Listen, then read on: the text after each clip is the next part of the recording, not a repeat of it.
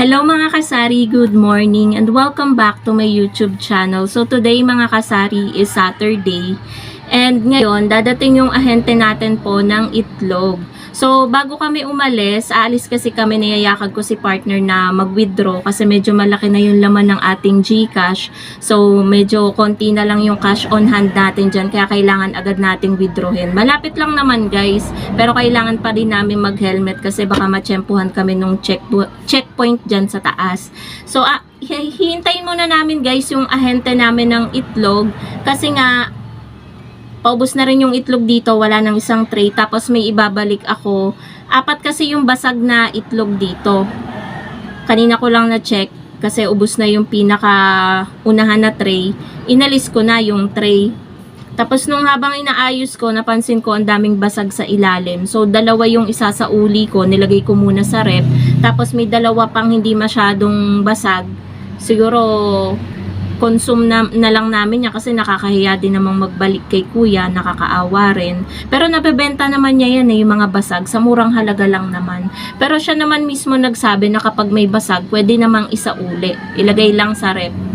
So minsan nga kahit sabihin mo na lang, kahit hindi mo na ipakita yung basag, pinapalitan niya. Kasi pag mabaho na, kapag bugok, ayun guys, pinapatapon na lang niya. Ako ang ginagawa ko, nilalagay ko sa labas na naka-plastic. Tapos pagdating niya, tsaka ako pinapakita.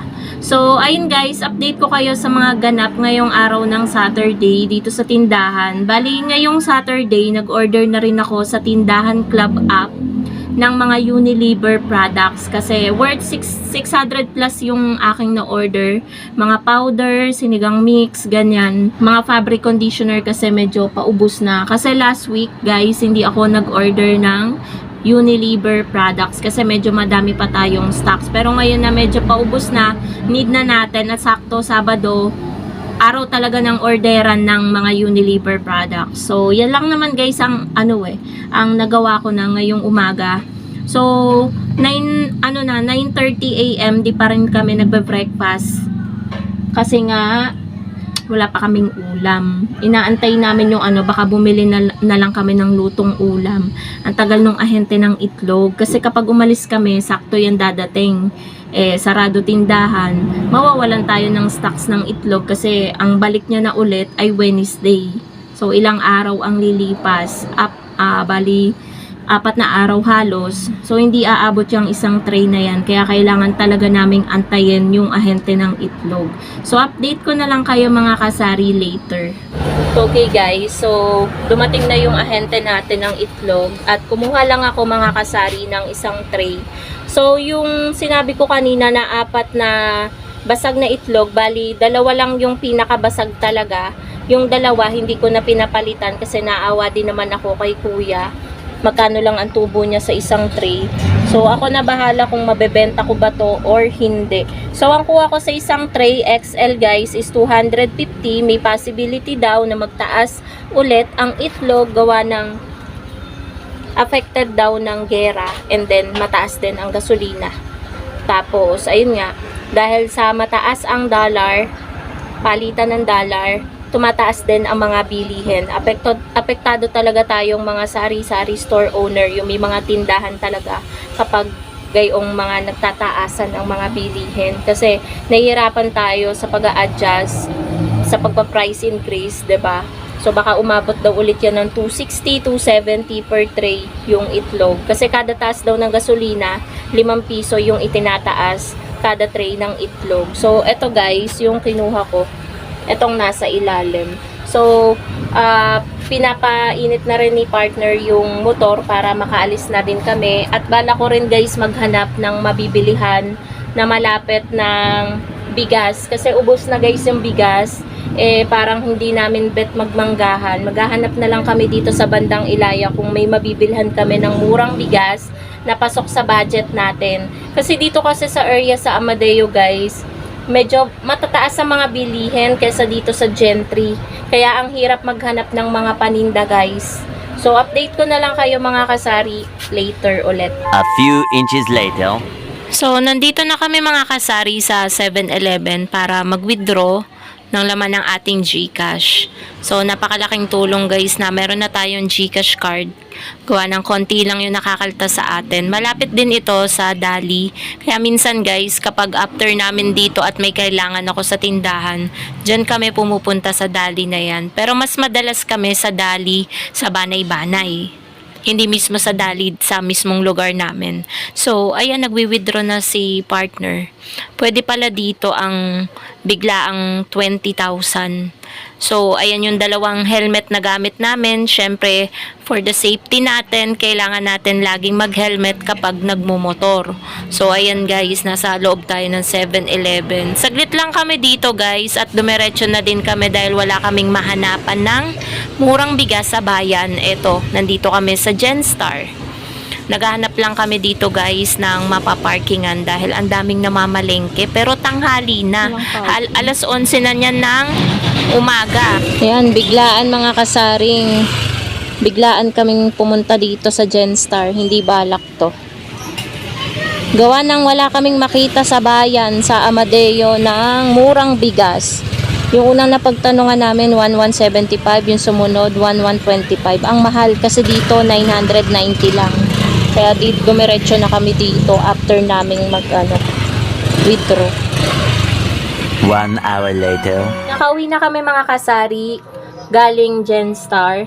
So, biglaan yung pagpunta namin doon dahil wala kaming mahanapan ng sweet jasmine na mura dito sa Amadeo. Panay ang nakikita namin is yung jasmine, yung H ang umpisa ng letra. Wala kaming makitaan ng sweet jasmine. Tapos, ang mamahal pa dito sa may area namin. Kaya, nagdiretso kami guys sa manggahan sa Genstar. So, biglaan lang talaga.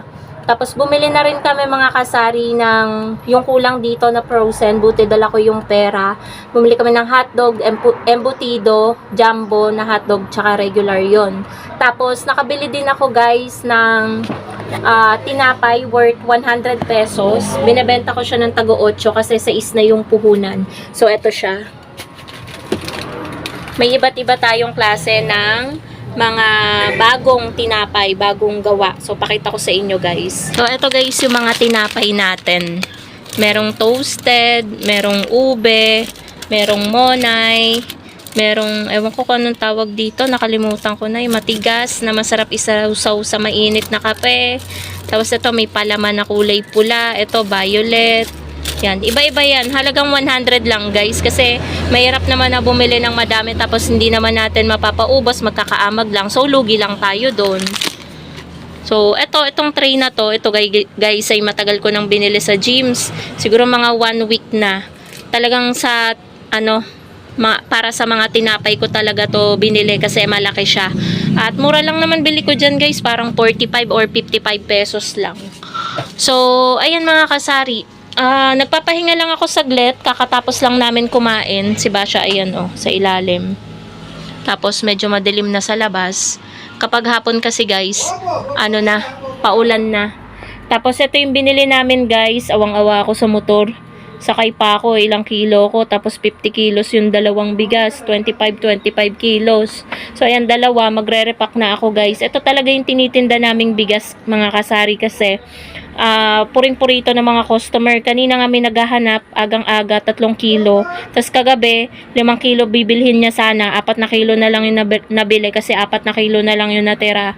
Tapos ayun, talagang pinursigi ko. Inano ko si partner na kailangan bumili tayo ng bigas kasi marami nang naghahanap. Kaya ayan guys.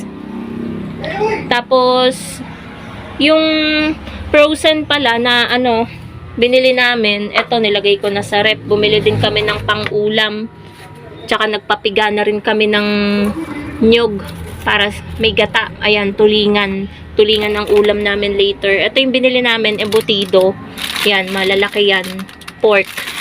Tapos ito yung TJ na regular. Ito, mabili kasi to guys. Ayan, dalawa yung natin, bossing hotdog na jumbo. Tapos yellow natin, ubos na. So, yan lang naman mga kasari ang ganap ngayong araw ng Saturday dito sa Sari-Sari Store. Wala pa masyadong nagpapa-Gcash kasi ang start ng sabong ay alas 3 pa po ng hapon, 12:30 PM pa lang po. So, yun lang guys. Bye!